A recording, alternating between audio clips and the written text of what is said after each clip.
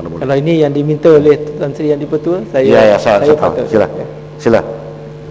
Terima kasih Tan Sri Speaker. Ini bukan sebagai presiden ini oleh kerana ada 700 penuntut di Mesir yang dia kata pengajian mereka tergendala, kena menunggu jawapan menteri.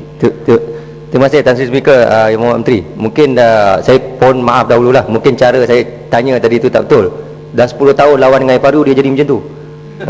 Jadi dia sebenarnya masalah dia sekarang ni, saya tengah online dengan pelajar-pelajar tu. Jadi dia nakkan kepastian daripada Yang Mohon Menteri. Mereka, pelajar kita di Mesir, lebih kurang 700 orang sudah mengatur pengajian tambahan kuliah hadis, dan mereka telah mendapat persetujuan daripada Syekh Ali Jamak, Mufti Besar Mesir, untuk mengajar kelas tu. Dan Universiti Al-Azhar telah bersetuju untuk memberikan dewan dan memberikan kebenaran untuk pengajian tu dibuat di Al-Azhar. 700 pelajar kita ni lah. Jadi bila kelas ni nak berjalan, yang saya sebut tadi, nak bagi latar belakang, pengarah Jabatan Penuntut Malaysia di Mesir, Dr. Jamil, menghantar surat kepada Universiti Al-Azhar melarang. Jadi tadi jawapan menteri kata MSD tak patut terlibat. Jadi boleh tak, sebab mereka tengah menunggu jawapan menteri malam ni, boleh tak mereka meneruskan pengajian kuliah hadis oleh Syekh Ali Jamak, Mufti Besar Mesir ni di Al-Azhar, ataupun apakah ada larangan? Itu yang mereka nak tahu. Terima kasih Menteri. Terima kasih betul.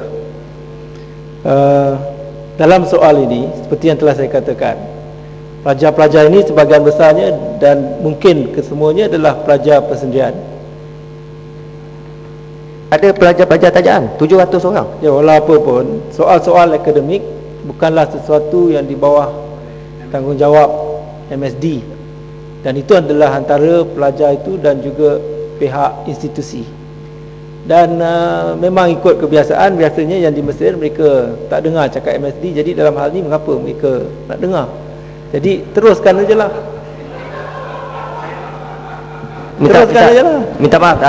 Minta maaf Tan Sri. Ni komen. Tak betul. Tak ni, jadi tak, sekarang ni komen yang mereka hantar.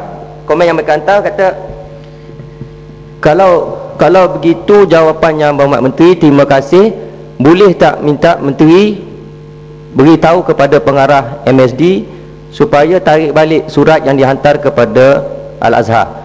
Masalah dia sekarang ni, Al-Azhar dah tak bagi, dan Mufti pun tak mau campur tangan sebab ada surat pengarah MSD ni. Kalau boleh Yang Berhormat Menteri bagi clearance, mereka akan teruskan. Nanti saya akan semak dengan MSD, insyaAllah. Nanti yang Di-Pertua, soal Pasir Mas, saya akan semak dengan MSD, insyaAllah. Dan saya akan maklum mengenai pandangan saya dan pendirian saya mengenai perkara ini. Mengenai soal Yang Berhormat Pasir Mas, minta maaf Tan Sri, satu je dia minta, dia pesan ni bagi tahu pada menteri, kami adalah pelajar tajaan dan ramai antara kami ahli kelab UMNO dia. Terima kasih. Terima kasih. Ya, terima kasih. Ini saya tidak terima kasihlah komputer yang kita letak di dalam Dewan ini mulai sudah fungsi, dia kita nampak berkesan sangat. Sila teruskan.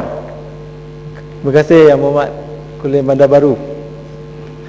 Yang Berhormat Pasir Mas tanyakan mengenai soal perancangan kementerian untuk meningkatkan jumlah pelajar Bumi Putra dalam bidang pengajian kritikal seperti kejuruteraan, arkitek dan juga jurutera. Untuk makluman ahli Yang Berhormat, dari segi perancangan kementerian, kita tidak hanya tertumpu kepada sesuatu kaum atau etnik tertentu saja, namun ianya meliputi rakyat keseluruhannya. Dan seperti yang kita sedia maklum, pada masa ini pemilihan kemasukan ke IPTA adalah berdasarkan meritokrasi yang mengguna pakai 90% markah akademik dan 10% markah co-curriculum.